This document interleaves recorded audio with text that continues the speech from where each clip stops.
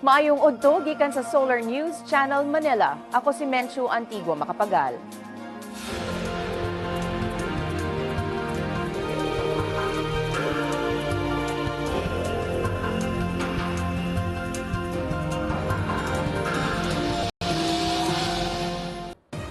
Gilibot ni Presidente Aquino ang probinsya sa Leyte aron susihon ang pag-apod-apod sa relief goods ngadto sa mga apektado sa bagyong Yolanda. Misaka na ngadto sa dulan 4,000 ka tawo ang namatay tungod sa bagyong Yolanda. Mi-cancel sa ilang Christmas party ang Baguio City Hall aron i-donate sa mga apektado sa bagyo. Og mitanyag og not guilty plea ngadto sa Davao Regional Trial Court ang suspected carnap king nga si Bactin Yu. Padayon nga nanghakot og mga pasahero ang Philippine Air Force agi sa 2nd Air Base Division sa Mactan, Cebu uban ang mga relief goods padulong sa mga dapit nga nagrabihan didto sa Leyte ug Samar. Aniya si June Tariman nanukad sa Mactan Air Base. June. Mensu, gibutyag sa spokesman sa 2nd Air Base Division, Lieutenant Colonel Marciano Guevara, nga mitabang kanila karon adlaw ang mga Australian ug Swedish C-130 planes paghatod sa mga relief goods ug sa mga pasahero padulong sa mga airport sa Ormoc ug Tacloban sa Leyte ug ngadto sa G1 or sa airstrip sa G1 sa Eastern Samar.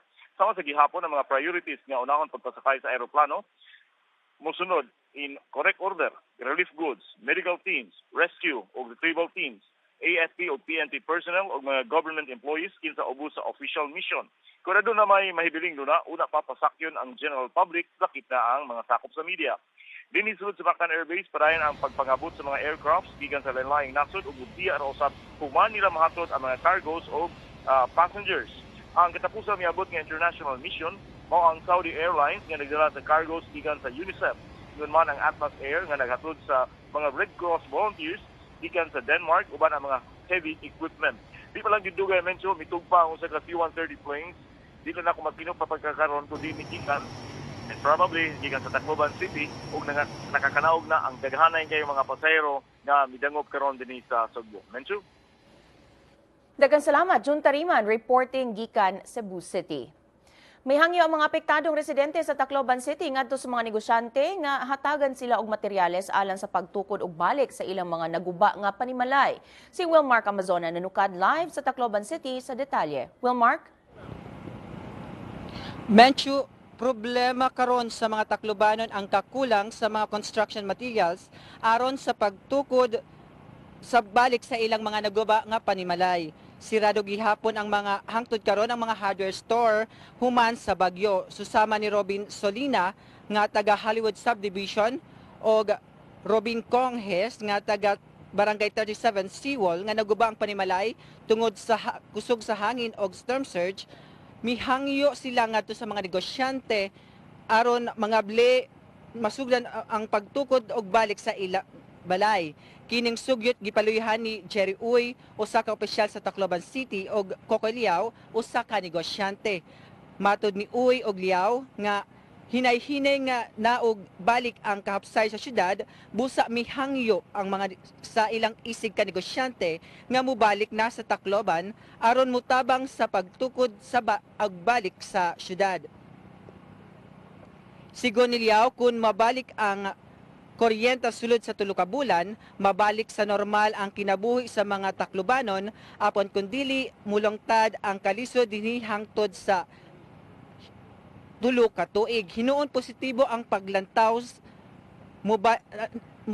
sa mga Taclobanon nga mobalik og barog ang Tacloban City human sa bagyo. Menchu. Wilmark, kabalumi nga apektado imong pamilya sa bagyo. Kumusta ang kahimtang sa imong pamilya karon? Menchu, sa ngayon okay naman po ang kalagayan ng pamilya ko before pa tumama ang bagyo Yolanda dito sa siyudad ng Tacloban. Nakapag-evacuate na po sila sapagkat yung family ko po ay nakatira sa San Jose District kung saan malapit lang po siya sa airport area na na-wash out po nung magkaroon ng storm surge. It's good to know nga ang imuhang pamilya nakalingkawas. Pero daghan kaayong mga balita karon nga murag ni paspas na kuno ang relief efforts o ang pag-apod-apod sa mga relief goods dinha sa Tacloban City. Base sa imuhang pagtan-aw na nahatda na ba, naapod-apod na bagyod sa tanang mga evacuees ang mga relief operations o relief goods? Ma'am Manchu, kanina po sa pag-ikot ko dito sa siyudad ng Tacloban, especially doon sa mga evacuation centers at sa ilang barangay, napag-alaman ko po na meron pa ring mga evacuation centers at mga barangay kung saan hindi pa po sila nakaka-receive ng relief goods at meron naman pong ilang barangay na 2 beses o 1 beses pa lang na naka-receive ng relief goods mula sa pamahalaan. At yung nagbigay pa lang po sa kanila o nag-distribute pa lang sa kanila ng relief goods ay yung DSWD. Alright, daghang salamat Wilmark Amazona pag-ampi mo dinha sa Tacloban City. Mipadala na ang 1st Infantry Division og food packs alang sa mga apektado sa bagyong Yolanda. Si Jong Kajon sa detalye. Jong? Yes, Menchu, may padala na sa first batch sa ilang nabang ang 1st Infantry Tabak Division alang sa Uplan Tabang Visayas. Kilangkuban kini sa 4,000 ka mga food packs. Gihatod sa 4 ka 6x6 truck ang mga food packs kagahapon padulong sa Pantalan sa Osamis City. Gikan sa Osamis, dalon kini ang mga hinabang padulong sa Cebu o sa Leyte. Matod pa sa spokesperson sa 1st Infantry Tabak Division, pinagi ni Captain Jefferson Somera, dalon ang sunod nga batch sa mga relief goods sunod simana. Mapasalamaton ang mga kasunduluhan sa mga nanghatag o hinabang gikan sa Zamboanga Peninsula, Misamis Occidental, Lanao del Sur o Lanao del Norte. Mincho? Daghang salamat Jong Kajon reporting gikan Pagadian City. Aniya na ang front pages sa mga pamantalaan sa Sugbo. Sa Sunstar Cebu, padayon gihapon ang klase sa mga apektadong dapit sa Northern Cebu gawas sa Bantayan Island. Sa Sunstar Super Balita, patay ang usa ka lola human siya gipusil sa Compostela, Cebu ni adtong Sabado. Ug sa Cebu Daily News, mitabang ang mga veterinaryo sa relief operation sa Northern Cebu.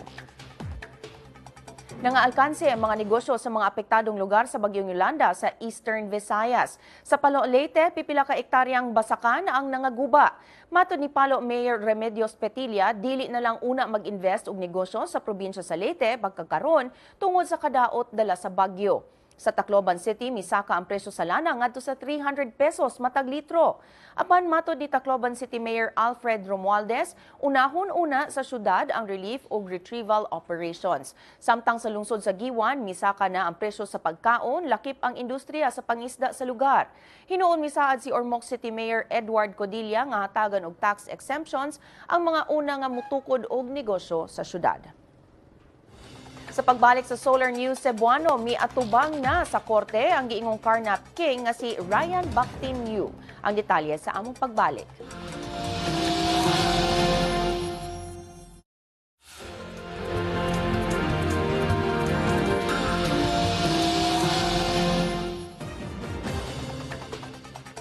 Atong sayron ang front pages sa mga pamantalaan sa Mindanao. Sa Bandera Mindanao, dulan 8 kagatos ka mga lawas ang napalgan sa Tacloban City human sa bagyong Yolanda. Sa Mindanao Daily Northern Mindanao, ipadalag mga tao og relief goods ang Bureau of Customs ug ang militar paingon sa Kabisayan. Sa Mindanao Daily Caraga, gibutyag sa National Grid Corporation of the Philippines nga kulang gihapon ang supply sa kuryente sa Leyte ug Samar nunot sa Yolanda. Og sa Mindanao Daily Davao, gibutyag sa Davao City Tourism Operations Office nga apektado ang ilang turismo tungod sa Yolanda. Andam mudawat ang Davao City Government og mga buot mamakwit padulong sa dakbayan nunot sa bagyong Yolanda. Si Ben Tesorna sa detalye. Ben? Mencho, gibutyag ni Davao City Mayor Rodrigo Duterte nga dawaton sa lokal nga kagamhanan ang mga apektado sa bagyong Yolanda gikan sa Leyte ug Samar nga buot mobakwit sa dakbayan. Matud ni Duterte, gipaabot sa dakbayan sa Davao nga dunay mamakwit padulong sa Davao City gikan sa Leyte ug Samar tungod sa kadaot nga gidala sa bagyong Yolanda ngadto sa Kabisayan. Dugang ni Duterte isip land of promise usa ang Davao sa lugar nga mamahimong kabalhinan sa mga bakwit. Sigon ni Duterte, andam ang city government mutabang nga mabalik sa normal ang kinabuhi sa mga apektado sa bagyo. Makahatag sabang city government og financial assistance kung tugutan sa Davao City Council. Pagkakaroon doon ay gatusan kabakwit na ang nangabot sa dakbayan gikan sa Leyte. Sagad kanila nagpuyo sa ilang mga parente dinhi samtang uban gitabangan sa Ateneo ug Central 911 kadaghanan sa bakwit matud pa mga bata. Gisiguro ni Duterte nga suportahan sa city government ang mga bakwit hangtod aniya sila dinhi sa dakbayan. Si Vice Mayor Paulo Duterte mo suporta usab sa sugyot sa mayor nga pagtabang sa mga bakwit gikan sa Leyte. Matod sa Vice Mayor, ang ngayon lang nga tabangan sa dakbayan sa Davao ang mga bakwit aron sila makabangon human sa bagyong Yolanda. Si Vice Mayor Duterte midugang nga ang syudad sa Davao dunay igong pondo aron ikatabang ngadto sa mga apektado sa Yolanda ug dili magduha-duha ang lokal nga kagamhanan nga mogahin og kwarta alang sa mga panginahanglan sa mga bakwit. Una na naghatag og 8 billion pesos nga donation ng Davao City Government ngadto sa mga apektado sa Tacloban ug sa Leyte provinces. Nagpadala sa bang lokal nga kagamhanan ug medical ug search and rescue ug retrieval teams niadtong miaging semana laki pang relief goods gikan sa katawhan sa dakbayan sa Davao. Menchu. Daghang salamat Bente Shorna reporting gikan Davao City. Usa ka suspected leader sa Carnap Syndicate ang miatubang sa Davao Regional Trial Court niadtong Biyernes sa buntag bisan duna siya 5 million pesos nga patong sa iyang ulo. Mitungha si Ryan Bactin Yap Yu ngadto kang Branch 16 Judge Emmanuel Carpio aron isangat ang iyang not guilty plea sa 8 ka kaso sa carnapping batok kaniya. Nagtago-tago si Yu ni adtong miaging tuig human mitanyag si Davao City Mayor Rodrigo Duterte og 5 million pesos nga ganti alang sa pagsikop kang Yu. Si Yu ang giingong leader sa Bactin Carnap Group nga nag-operate lukop nasod. Siya sab ang giila nga labing notoryo sa Mindanao tungod kay gipangunayan sa grupo ang halos tanang carnapping incident sa Davao Region. Gitakda ang pre-trial sa kaso ni Yu sa February 27, 2014. Gitahusab nga mihangyo si Yu nga ibalhin ang lugar sa pagtaral kaniya gikan sa Davao City ngadto sa Surigao City tungod sa security reasons. Sa labing unang higayon, nagtapok ang mga barangay official sa probinsya sa Misamis Oriental ug syudad sa Cagayan de Oro alang sa usa ka oath-taking ceremony. Si Cheng Ordonez sa dunay detalye. Cheng?